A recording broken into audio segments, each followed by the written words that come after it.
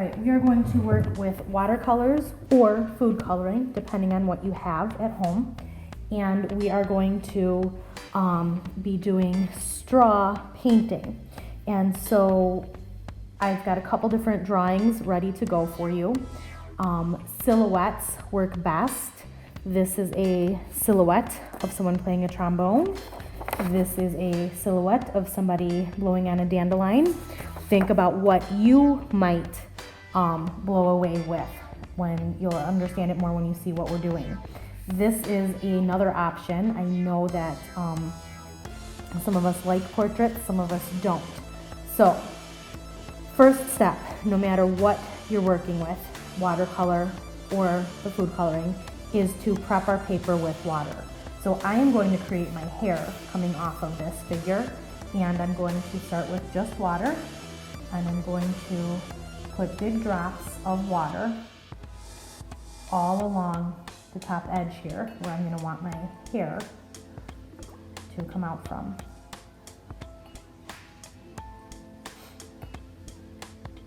And then I can work with, again, watercolor or food coloring. I've got food coloring ready to go here. I've got about 2 tablespoons of water and about 5 or 6 drops of food coloring. Food coloring comes in 4 colors typically: red, yellow, blue, and green. So this, I have blue. This one here is my green. And here I mixed 3 or 4 drops of red with 3 or 4 drops of blue to make purple. I'm not going to use yellow for this. It tends to turn brown when the other colors mix. I'll get my watercolor tray, if that's what I'm working with, ready to go by dropping water into those colors. I want to do this before I do my drawing or my silhouettes. And now with the water droplets here, I'm going to work with watercolors on this one. I'm just going to pick up drops of color and I'm going to start dropping them into the water droplets on my paper. I want to think about colors and what I know about the way that they mix as I drop these colors on here, so that I don't end up with browns and muddy colors, which is why I'm not going to use yellow, because I know yellow and purple will make brown. And I'm going to kind of stick with colors that I know mix well together. So I'm putting blues, purples, and reds in here. I know that red and blue mix to make purple, so I'm not going to have gross muddy colors happening with using reds, blues, and purples together.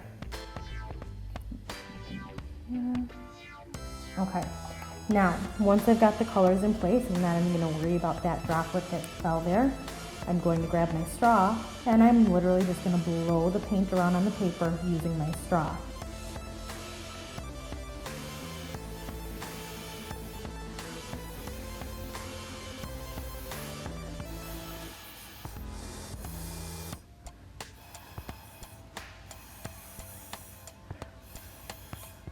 And this causes the hair to blow out and go away from my face.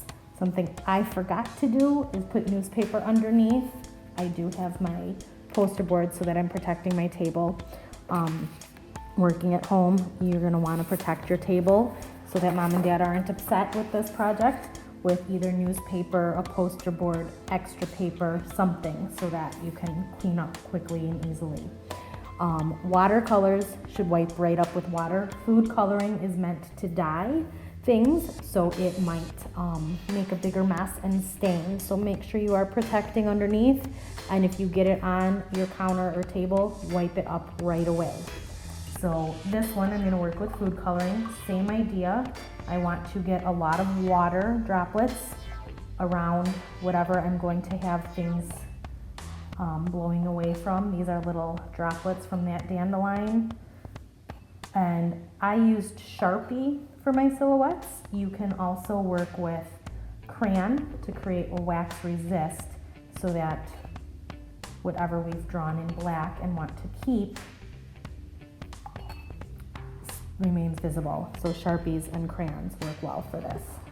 So again, working with my food coloring, same idea, dropping the color onto those water droplets.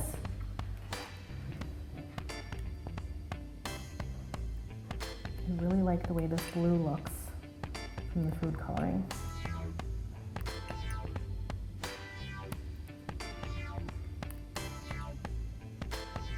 And if I get extra droplets, it's okay.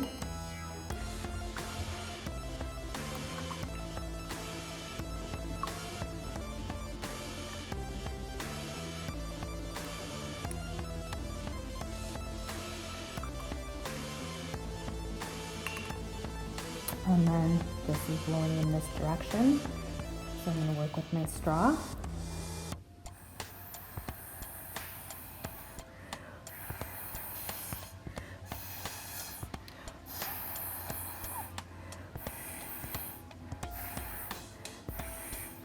And get those to blow away from my dandelion. My girl with her trumpet, I can do the same idea. Focusing the color here, blowing it away. Lots of different options. These were just 3 ideas.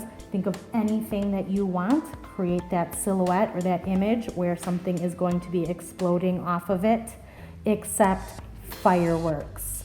Fireworks don't necessarily come off of anything, so I don't want to just see a bunch of paint blown out on the paper and it being done. You need to have an image with it. Have fun. Can't wait to see what you create.